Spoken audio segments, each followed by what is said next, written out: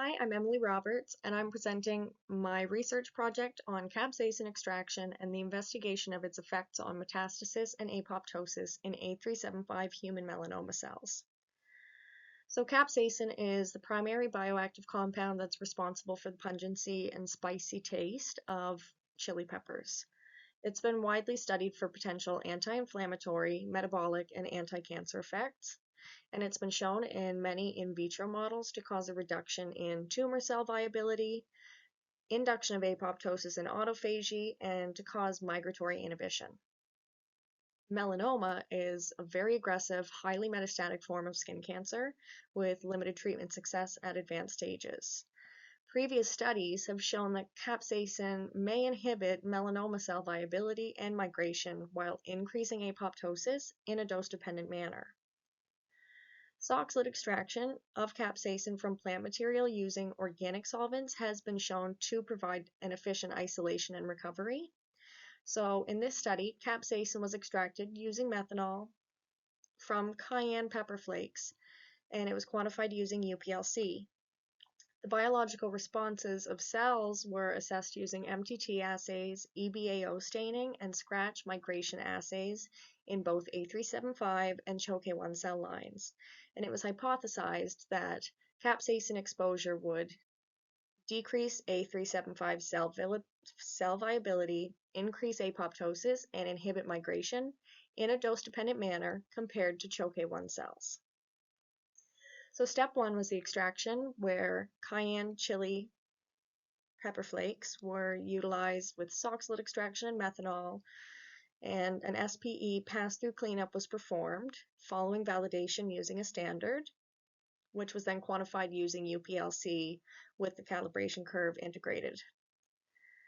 Step two was cell culture, where A375 and CHOK1 cells were grown. They were reaching confluence in specific plates according to which assay they were meant to be in, and they received capsaicin treatments of 75 and 100 micromolar. After 24 hours, MTT assay was performed.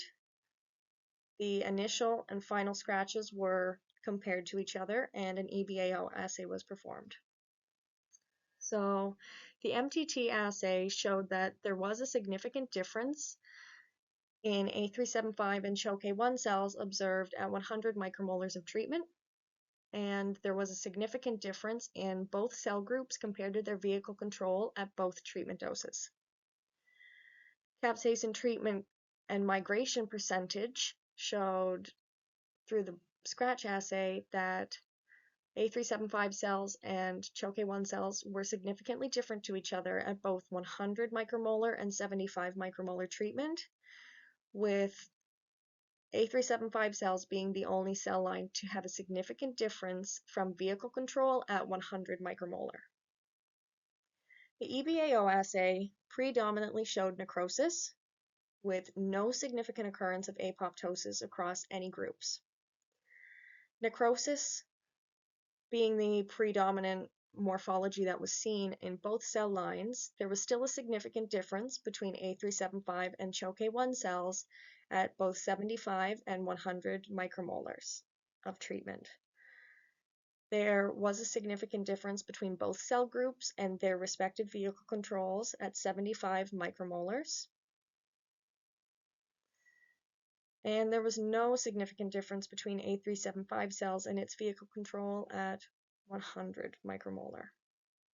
So the results and the conclusions that I came to was that oxalate extraction of red cayenne pepper flakes using methanol with the SPE pass-through cleanup and UPLC analysis, it was an efficient, reliable method that isolated capsaicin, and the capsaicin final content was 0.232 milligrams per gram, and it had a distinct and well-resolved peak. Capsaicin treatment at 75 and 100 micromolars resulted in a significant decrease in cell viability in both cell lines compared to their vehicle controls, and a significant difference between cell types was only observed at 100 micromolars of treatment, which indicated selective cytotoxicity towards the cancer cells with a potential concentration-dependent response. The EBAO staining demonstrated that the reduction in cell viability was primarily associated with necrotic cell death, and consistently low apoptosis.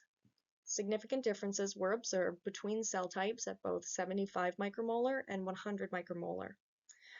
Notably, there was a very elevated baseline necrosis level observed for both cell lines and their vehicle controls. So this is something that perhaps needs to be explored further. Migration analysis revealed that there was a significant increase in A375 migration at 100 micromolar relative to their control and to CHOK1 groups.